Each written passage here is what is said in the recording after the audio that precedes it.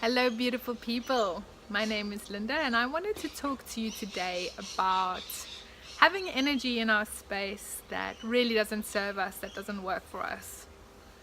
Now, the more that I connect into energy and work with energy, the more I'm learning about how everything in our space has an influence or an impact on us. So, when I talk about this, I'm talking about the home that you live in, the things that you have within your home, the food that you eat, the people you have in your space, the country you live in. Everything around you is energy, and having things in your immediate space that have energy that is really heavy and really draining will have an impact on you. It's so important, especially for those of us that are really wanting to bring more sparkle and more joy into our lives and to feel this alive energy, to be really aware and really conscious of the space that you're in and the people that you're around and the things that you have around you. Yes, we can talk about protection. Energy protection is something that does work and can really help us. And it's something that I do on a regular basis. However, if you're doing energy protection and you're doing wonderful practices to lift and raise your vibration and your energy, but you're surrounded by people and things and places that are full of heavy energy, it is going to make it a lot harder for you to maintain your vibration and your energy level, because the things around you will be either emitting their frequency on you, or there's this kind of equalizing effect where if you have one bright light and lots of darkness, it's almost as if that bright light loses its power within all the darkness around it, or the heaviness around it.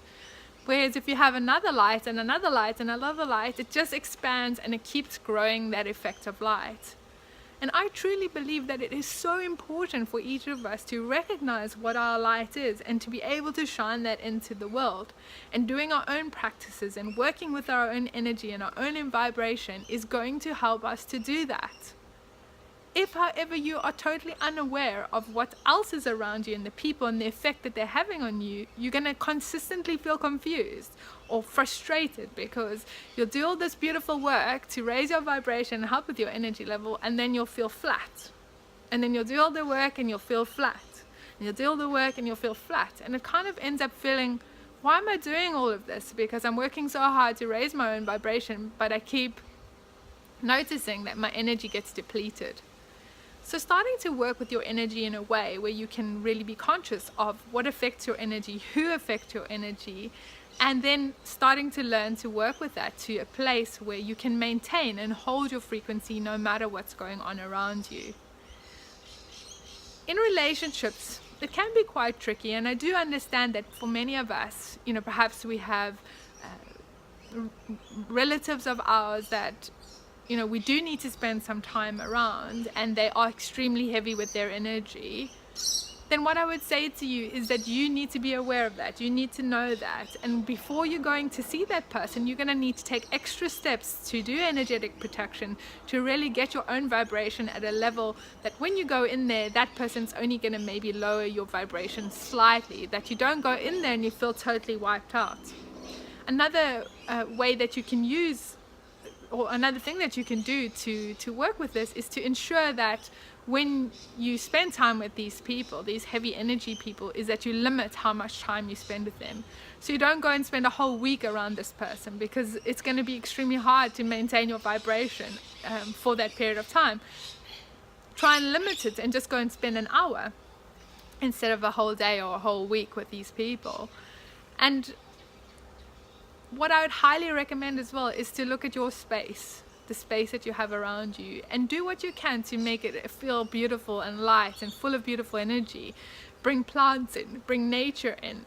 If you like working with crystals and things like that, then have those in your space. Have all these beautiful high energy things around you, things that when you look at them, when you feel them, when you touch them, make your energy feel like it's lifting rather than going down. Another really good thing working with energy and vibration is to ensure that you do things, or you include things in your day-to-day life that lift and raise your vibration of energy. So for me, I love being in nature. I love being outdoors and feeling the energy of nature around me. And I find that if I get my dose of nature every day, it can set my tone to this bling, beautiful sparkly energy, and I can feel alive, and I can show up in my life and in my work in a way that feels beautiful for me. It feels alive for me. I love this feeling of feeling sparkly and alive. So for me, I'm always seeking out and ensuring that I add things into my space and into my life that bring my energy into that vibration.